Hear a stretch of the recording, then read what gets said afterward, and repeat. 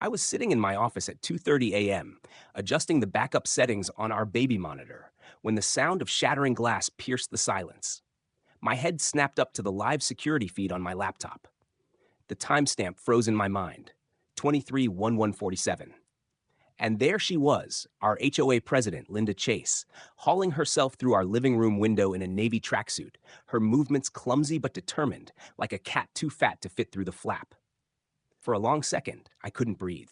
She brushed shards of glass off her knees with the ease of someone who'd done it before, then began rifling through our living room like it belonged to her.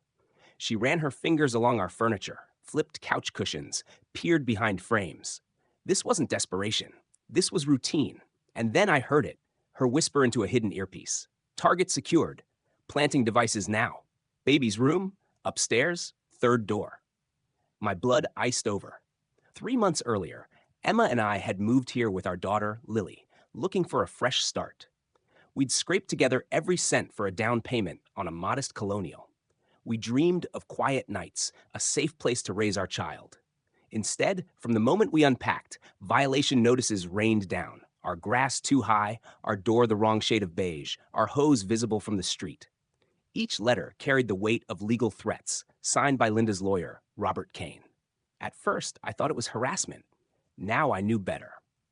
Through the feed, I watched Linda slide a listening device into an electrical outlet. Emma had warned me. She'd said this wasn't about lawn care or paint codes. She'd predicted they'd escalate. 2 weeks ago, she'd even set motion-activated speakers to simulate footsteps upstairs in case of intruders. When those phantom steps echoed through the house, Linda froze like a predator scenting prey. And then she smiled. That smile told me everything.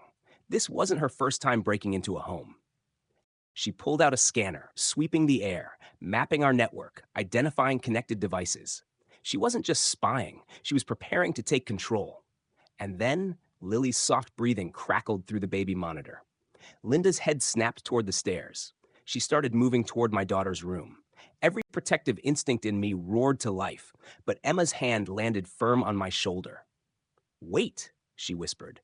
"We need everything documented before we spring the trap." So we watched as Linda planted 3 more bugs. She moved with clinical efficiency, reporting into her earpiece. Phase 1 complete. Begin monitoring protocols at 300 hours. She strolled toward the back door as if this was just another job. But Emma had already changed the locks. One tap on her phone could seal the house like a vault. She hovered over the screen, trembling. Are we protecting Lily, or are we escalating this war? Before I could answer, Linda's earpiece crackled again. Her face darkened. Copy that. Proceeding to phase 2. They won't be a problem much longer. That night, as she photographed our mail, our family pictures, and Lily's birth certificate lying carelessly on the table, I understood. We weren't just being monitored. We were being targeted. The next morning, I swept the house with my RF detector. 12 devices blinked back at me.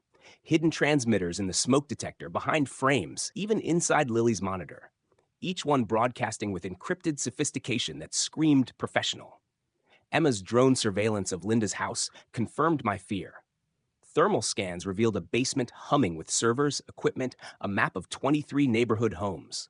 Our house glowed crimson on her display, a priority target. That was when Mrs. Peterson reached out, a 70-year-old widow, slipping me a note encrypted to self-delete. She told me Linda had blackmailed her, recording private calls about her husband's Alzheimer's, then forcing her to sell her house below market value. The buyers? Marcus Webb's real estate empire.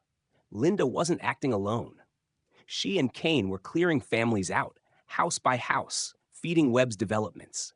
Families were driven out under the guise of community standards, while Linda ran a surveillance racket that would have impressed a federal agency. The weight of it hit me.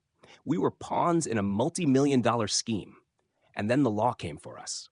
Kane showed up with police, papers in hand. He accused me of running illegal surveillance operations, branding me a cyber threat to community security. His smirk said he thought he'd won, but Emma handed over our carefully documented evidence, time-stamped, encrypted, legally airtight. Kane's face faltered for 3 seconds, long enough for me to see the cracks.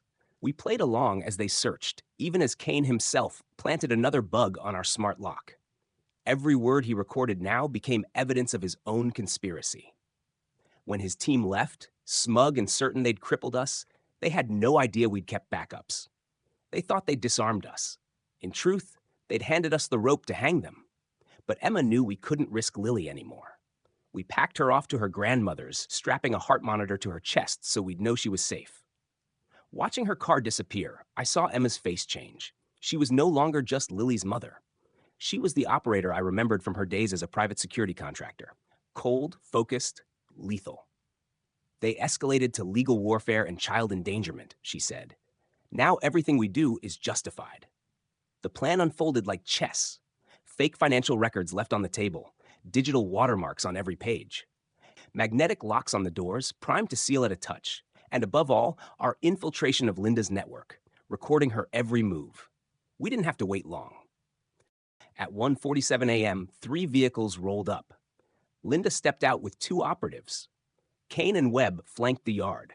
The technical team unpacked cases filled with surveillance gear and evidence they intended to plant. Emma's finger hovered over the lock control. But then something unexpected happened. Our baby monitor, left running as bait, picked up a stray cat. Its motion sensor tripped and accidentally broadcast our audio feed across the neighborhood security network. Suddenly, every whisper of Linda's operation streamed live to our neighbors' devices. Phones lit up, doors opened. Within minutes, families crept out of their houses, holding cameras, recording everything. Linda's team didn't realize the neighborhood was watching until it was too late. I'll never forget Marcus Webb's voice, clear through the baby monitor. Phase 3 is go. Miller properties secured. Henderson and Peterson properties next. By noon tomorrow, we'll have 12 seizures complete. The casual way he spoke about destroying families' lives lit a fuse under the crowd.